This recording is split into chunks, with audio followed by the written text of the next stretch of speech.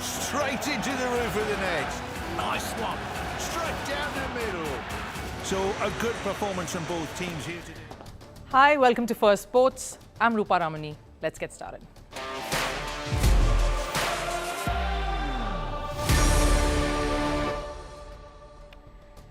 Hi, welcome to the show today. Pakistan cricket coach Jason Gillespie exposes Pakistan cricket system. He says he was roped in to be the head coach of the longest format, but seems to be just a matchday strategist.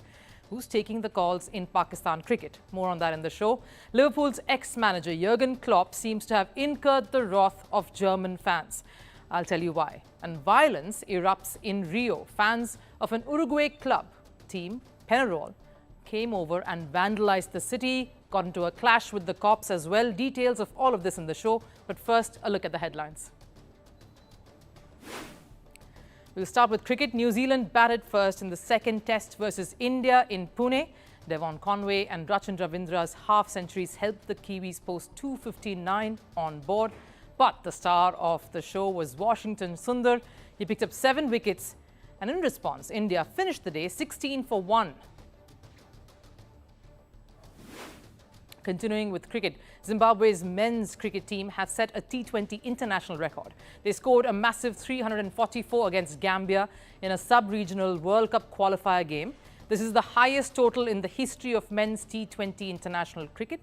Sikandar Raza made a major contribution with an unbeaten 133 runs of 43 deliveries. Zimbabwe won the game by a record margin of 290 runs. In football, clashes erupted between Barcelona supporters and police in Spain ahead of Barcelona's Champions League game against Bayern Munich. Barca fans were protesting their La Liga fixture against Atletico Madrid being held in the United States. Police managed to disperse the fans. The match against Bayern went ahead, where Barcelona registered a 4-1 win. Over in tennis, world number 3, Alexander Zverev has advanced to the quarterfinals of the Vienna Open. The German saw off Marcos Duran in straight sets, downing his opponent 6-2, 7-5.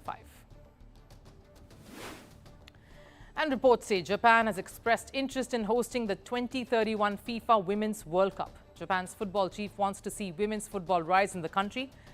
However, securing the hosting rights would be a tough one. It would face stiff competition from US and Mexico. Both of them are expected to submit a joint bid to host the tournament. Pakistan has forgotten what fun feels like. Yes, their men's cricket team just won a test against England, but here's what's happened. They lost to England in the first test by a landslide margin. They decided to change everything up for the second, barring the pitch. Went in with the same track that was bound to dry up and tire out, and let go of all of their specialists, batters and fast bowlers, packed in the spinners in the ranks and won the second test by 152 runs. So the management now feels they need to run the cricket, not the men they appointed after so many interviews and near selections and heartbreaks. This is what coach of the test format Jason Gillespie truly feels. He was roped in 6 months ago when Pakistan cricket was undergoing a massive turmoil and they were trying to overhaul every aspect of cricket administration, from the management, the selectors, captain, and such was the change that was happening. Gillespie and Gary Kirsten were brought on board. But Gillespie feels less like a coach now and more like a match strategist. I'm now just the coach on match day strategy, so I keep out of things and just focus on the players and getting them ready for cricket. It's not for me to talk about. I'll let the selectors do their job, and we'll just go out there and play the best cricket we can possibly play. Now, Gillespie was brought on board with the idea of change, of spearheading that change. He was even part of that connection camp where top brass sat to hash out for the way forward for Pakistan cricket to get back to its glory days. That happened just last month. Of course, what came out of that Connect camp was Babar Azam getting out in a huff and announcing his retirement, that he was relinquishing his captaincy. There has been no sense of status quo in Pakistan cricket, and just when you think there is one, come the next juicy bit of news that a coach and a captain of a cricket team are not being asked or not being allowed even to make the selections for the team that will play a test. That job is now suddenly PCB management and selection committees. So says Gillespie. The PCB came out and made some changes after that test match. It was decided that a new selection panel would come in and they would be making decisions. So I was not involved in the decision-making. I was just there. PCB obviously think they know best. They needed someone to fill in that position as coach, someone who can get along with the players, someone who can manage the team and their schedules, and they'll take the important calls that need to be taken, like who will be the playing 11, who will take the field against England. So are the ones who are thinking heads taking the call instead of the coach and the captain? Who are they? Just 2 weeks ago, in fact, just when they succumbed to that first test loss to England, PCB announced a brand new selection panel. They announced Aleem Dar, a former umpire, to be part of that selection panel, Aqib Javed, of course, and Azhar Ali. Now, these were set to join Asad Shafiq and analyst Hassan Chima. This was the new set of heads who would be the selection panel. This change, of course, came in 10 days after Mohammad Yusuf decided to resign from that panel. No head of the committee has been named since 2021. And get this, this selection makes it 26 new selectors for the Pakistan cricket team, having done the rounds since August 2021. In fact, it says that everyone in that selection meeting and that panel, which includes the captain and coach, have a vote. But clearly, Jason Gillespie has trounced all of that with his statement ahead of the third test in Rawalpindi. So you can imagine the situation Gillespie finds himself in. He did not sign up for this. In fact, his statement only reiterated what we already know Pakistan to do. Any setback means they try to completely rejig everything, and if miraculously something comes off or works, then they will only focus on repeating that consistently, without looking at the other factors that are needed, are necessary in making cricket teams run successful consistently. Gillespie clearly is gaining sympathy, more so if not already. In fact, just 2 days ago, a video of him picking up empty bottles strewn all over the ground by Pakistan players in Rawalpindi after a net session went viral. While the Aussie was praised for his mindful act, Pakistan players were heavily trolled.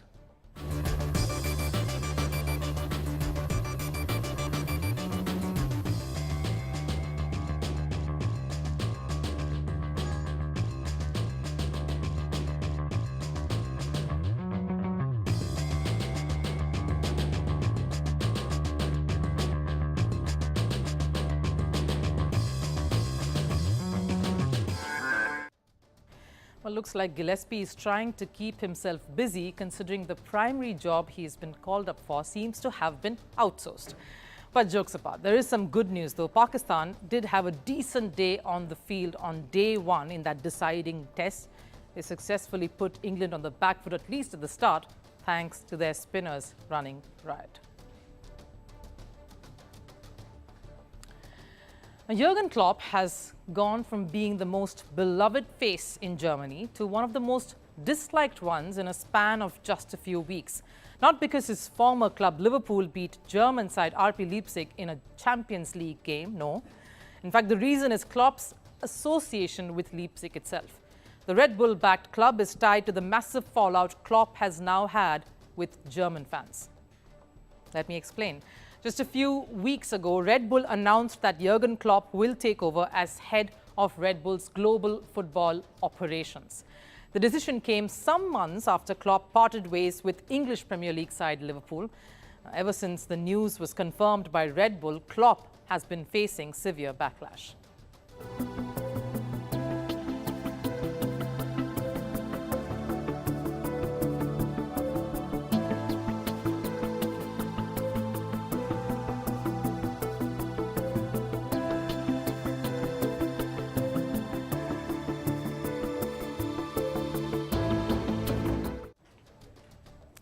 Even Liverpool fans were a bit surprised hearing the Klopp announcement, because earlier this year, when Klopp decided to leave Liverpool, he said he was running out of energy and needed a break from all of this. Now, the Red Bull announcement has hurt Anfield supporters, yes, but in Klopp's defense, his association with Red Bull isn't as tiresome as his previous role as that of a manager. And given Klopp did everything he could for Liverpool, maybe Anfield fans will come around eventually. What's important to see here, though, is the fact that the backlash is led by Mainz and Dortmund. Just like Liverpool, Klopp was hailed and worshipped at these clubs. He took Mainz to Bundesliga, Germany's top-flight club competition for the first time in their history, made the underdog club a contender with the smallest stadium and very limited funds. Let's look at Dortmund. He won 2 back-to-back Bundesliga titles in 2011 and 2012 with them, ending Bayern Munich's monopoly. Led them to a Champions League final in 2013 and won 2 other domestic trophies, one the same year and the next in 2014. He was well respected and loved at these clubs for what he achieved with them. And just recently, in September, when Klopp returned to Dortmund to manage a testimonial match, the Dortmund crowd gave Klopp a hero's welcome. But all of that love seems to somehow dissipated and forgotten by this one decision. Unlike Liverpool, the anger here isn't about leaving the club. Fans feel Klopp tarnished the core values of German football. Now, German football is driven by its values of community football. Fans and the community around the club are key decision makers in the sport's running and funding. So a commercial giant like Red Bull coming to German football in RB Leipzig hasn't gone down too well with German fans, which is the biggest reason why RB Leipzig is one of the most disliked clubs in Germany. Before 2009, where there was no club named RB Leipzig, the energy drink took over SSV Markenstadt and renamed it to the current name of the club. The heavy investment meant the club had all the resources to attract big names, big players. So in just 8 seasons, they made that massive jump from 5th tier to the top-flight Bundesliga. The biggest turnaround for any club. German fans saw this as a way of money buying over the sport. The biggest act of commercialization, something German football is against. And it's not the first time German fans have voiced their displeasure towards commercialization. Germany's football body DFL decided to sell its broadcasting stake to a foreign investor earlier this year. That decision was met with heavy criticism from all fans. The DFL had to drop the deal because of fans' reactions. That is the kind of impact and power fans in German football hold. And in Klopp's case, he didn't just manage German clubs in his career. He's a German citizen himself. He grew up in this system. That's probably tipped the scales against Klopp a little more. Something even Red Bull is aware of. Jurgen Klopp is so important for German football and the fans. He's a normal human being to say, no, I want to change a little bit. Maybe not everyone is happy, but I think Red Bull is happy. But let's try to see this from Jurgen Klopp's point of view too. The guy is 57. He managed just 3 clubs in his 24-year-long managerial career. Gave his all to Mainz to make them a top-flight club, revived Dortmund, and at Liverpool competed with the likes of Pep Guardiola, Mikel Arteta, and a series of Manchester United managers for the Premier League title. The pressures of managing a Premier League club and with a fan base like that of Liverpool is intense. So he took up a job that would be anything but. He seemed like he had put himself through a lot of stress with that job. This just seems like less stress, less responsibility, and you're getting paid. Great job. And he's still in the game. He's earned that right. He's given his life to football for many years. That there is important to understand. He's earned the right to pick this role, given the years that he's spent devoted in fact to the bettering of the sport. Sure, sticking to core values is important, but the man has given his life to football, so says Rio Ferdinand. You just heard that. He has the right to choose his career path now. Maybe not the right one in the eyes of his fans, but clearly the right one for Klopp. At least that's what he feels. And maybe that's where we could leave it too. Uruguay football has seen some unrest, with one of their best, Luis Suarez, casting aspersions on the national coach pulling the team down. But guess what? Fans in the South American country are doing their best to keep Uruguay and football in the news for all the wrong reasons. The culprits of the recent football violence to rock South America are fans of the Uruguay-based football club Penarol.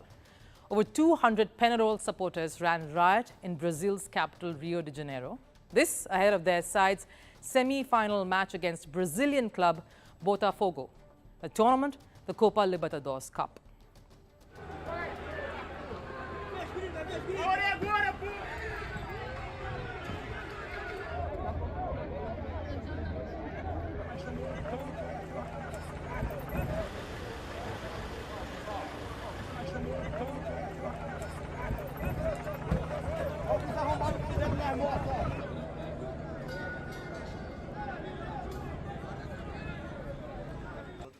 Now, those visuals there, that doesn't look like a group of football fans coming over to just watch a good game of football and support their club.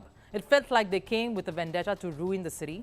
Security officials say that fans were involved in a series of acts of vandalism, looting and destroyed public and personal property, which resulted in a massive brawl erupting between these away fans and many locals who were just bystanders before the mob rained in on the city. During such an important event, that is football in Brazil, especially in Rio de Janeiro, we see such a scene like animals fighting each other in the middle of the street, putting people's lives at risk. Rio's residents leisure the beach, destroying workers' property at the beach, that is unacceptable. Instead of supporting or cheering their side, they decided to go rogue, eventually leading to this rowdy mob being detained. They ended up not even watching the match. Security officials later said that the scuffle turned ugly as many of these rowdy fans indulged in racist acts that incited a full-blown fist fight. If you get off on a beach and make a gesture insinuating another person as a monkey, that is absurd. It is unacceptable. This by itself should be harshly reprimanded. Their behavior when getting off the bus and doing that caused the locals to revolt. The matter didn't end there. When the police tried to intervene to break up the clash, Penarol fans did not pay any attention to that, combating the cops as well. And that lasted more than an hour. It went on till the police eventually managed to arrest at least 200 Uruguayans. But this is just one side of the story. Why did the violence begin in the first place? The Rio police feels the tipping point for the Penarol supporters came when an Uruguayan fan was arrested for stealing a cell phone. This seemed to have angered the rest of the supporters, and this isn't, though, the first time Penarol fans have engaged in such behavior. The supporters of Penarol collided with police on the very same beach before a game against Flamengo last month. The biggest conflict, in fact, was in 2019. A Flamengo supporter, in fact, died during a clash between Penarol and Flamengo fans in Rio. So safe to say, the Penarol fans have been repeat offenders. Now, the club wasn't penalized for their fans' act, but this incident affected their team's preparations. The bus carrying Penarol's team to the Nilton Santos Stadium was also attacked, delaying their arrival to the stadium by 2 hours at least. Now, based on what we've heard and seen, we do not know who attacked their bus, although the Penarol club president was quick to point fingers at their rival club supporters, Botafogo. They brought us at a pedestrian pace for almost 2 hours. The place where they put us, the stones they threw at us, they put us in the middle of the corral. Everything was set up. They had Botafogo supporters in the middle to delay our transfer. Today, nobody really controlled anything. Because of that, the start of the match, of course, was also delayed more later than what it was scheduled to start at. And needless to say, the players were shaken. May have contributed to the humbling 5-0 loss that they ended up suffering in the game. There's a reason why many countries like Cyprus, and I'm quoting a recent example here, are trying to stop away fans from traveling for games within cities. But this is, of course, on a smaller scale. The violence in Rio by Uruguayan fans gives the whole scenario a very grave outlook. And what about punishment? And just a while back, we saw Atletico Madrid fans being disallowed from their team's upcoming 5 matches thanks to their racist and unruly behavior during Atletico Madrid's games against Real Madrid and Benfica. UEFA and Spanish Football Federation punished the club and the fans. They showed there are consequences that not just the fans but also the club had to bear the brunt of. And this violence here in Rio was more catastrophic, putting the security and safety of locals in a city at stake. Penarol is already trailing final in the Copa Libertadores Cup, the second leg of the semi-final of which will take place in Uruguay. And Brazilian football fans would travel for that second leg in a week's time. Will Uruguay's Penarol fans be just as hostile as hosts? Time for last serve. LeBron and Bronny James made their first start as father-son duo in NBA's full season as LA Lakers took on the Minnesota Timberwolves. More than them, it was the fans who seemed rather stoked to see them together. Take a look.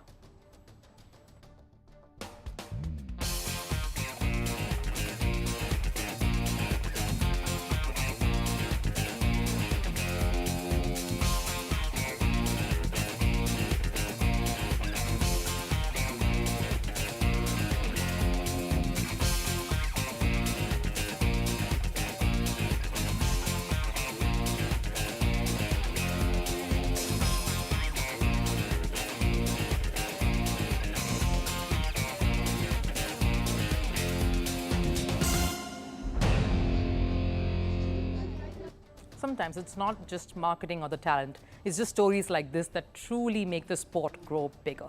But that about wraps it up here on First Sports today. I'll see you again tomorrow. Till then, do take care.